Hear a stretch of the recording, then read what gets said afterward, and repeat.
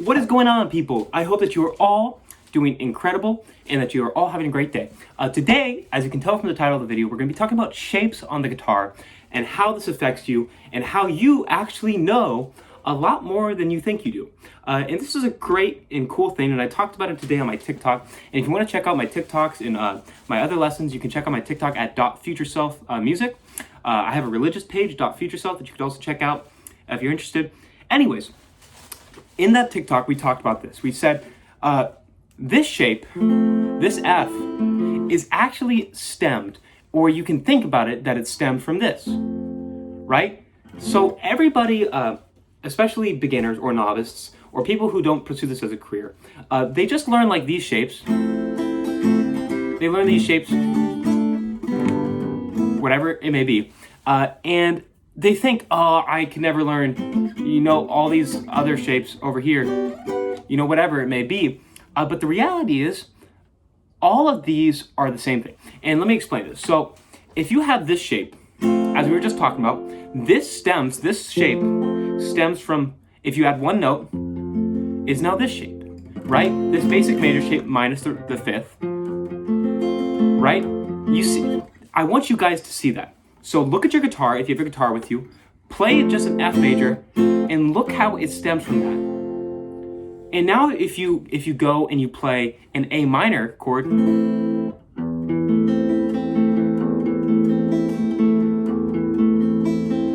I want you guys to see the relationship. So like, this E major shape is no different than this. See that shape? If you just aren't able to play that open string as a bar, right? So it would be like that. So when you start to visualize this adds a lot. So now that we know this, go to C major, okay? And if you take this basic C major shape, what do you notice? Well, that same shape that we were playing for F, that same shape is there. It's just a part of the chord. So now you can take these and you can realize, oh wait, this is this shape. It's that F shape. It's just a part of that. And you can start to apply all of these shapes that you know, but you never really internalized maybe. So now that you know this, what do you do with it?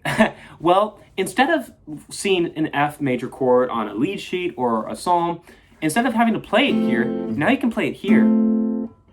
Because you see, oh, this C major shape, I can just move it up. Now it's C sharp major, now it's D major, now it's D sharp major, now it's E major, now it's F major. And then you can say, okay, wow, I see that this is 1, 3, 1. And I could just go, now I have a major 7th chord.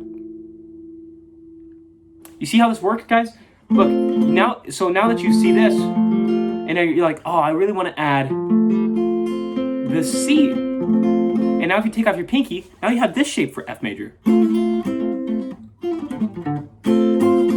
So now instead of looking at the guitar purely in one shape, wherever it may be, now you can visualize the guitar in multiple different segments.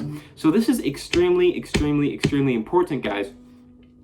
And this goes beyond just playing chords, right? Because I talk about this a lot. The chord is the scale, is the arpeggio. And what that means is that they're all made up of the same stuff, right? They're all the same material. They're just different methods of expressing those colors.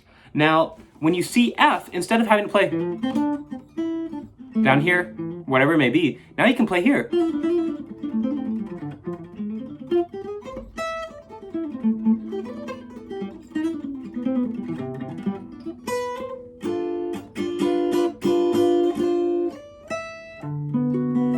Whatever it may be. So, take the chords that you already know and see what else it can be. Now this, if you want to get deeper into this could also be applied into relative chords. And what I mean by this is, we all know that if you're in C major, the relative minor is A minor. You can think about it as the dark version of the chord. But what else is A minor? Well, A minor is also D minor. You see how that works? Because you think about it, D minor is D F A. A minor is A, B, C, D, E, F, G, A, B, C, D, right? And those, all the same chord notes are in the same scale, if that makes sense. So now, instead of playing C major, you could play D minor.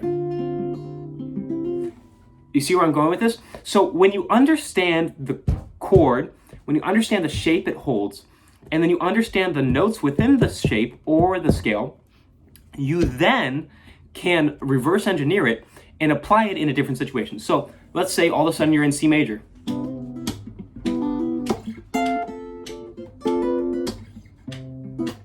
See what I did there? So I'm in C major, but I'm thinking about D minor because it shares the same notes. So I was playing a D minor 13 chord, which is an awesome sound. It's a really cool sound. But I just applied that because I know that the 13 in D minor, the B is a 7th in C major. So I can extract, if someone's holding down that root, now I have this sound that's really cool. It's almost like it would be a 9 sus, it'd be a 9 sus 13 chord, right? So if you have like this, 9, 4, 13. So now all of a sudden, I've never even played this shape before, but because I'm thinking about these ideas, I can then extrapolate it and then apply it into my playing, into my soloing, so forth. So, overall picture. Look at the chords that you already know and see what else they are. So, that F major that we learned, all those here, this can also be E, D,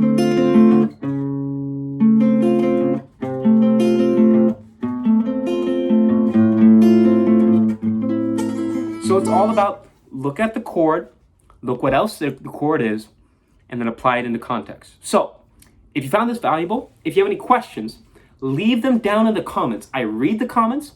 I love the comments. Leave a comment. Leave what you would like me to talk about next. And if you enjoyed this or learned anything from this at all, hit the subscribe button because it's completely free and it changes my life. Thank you guys so much. See you guys in the next one. God bless you. Bye.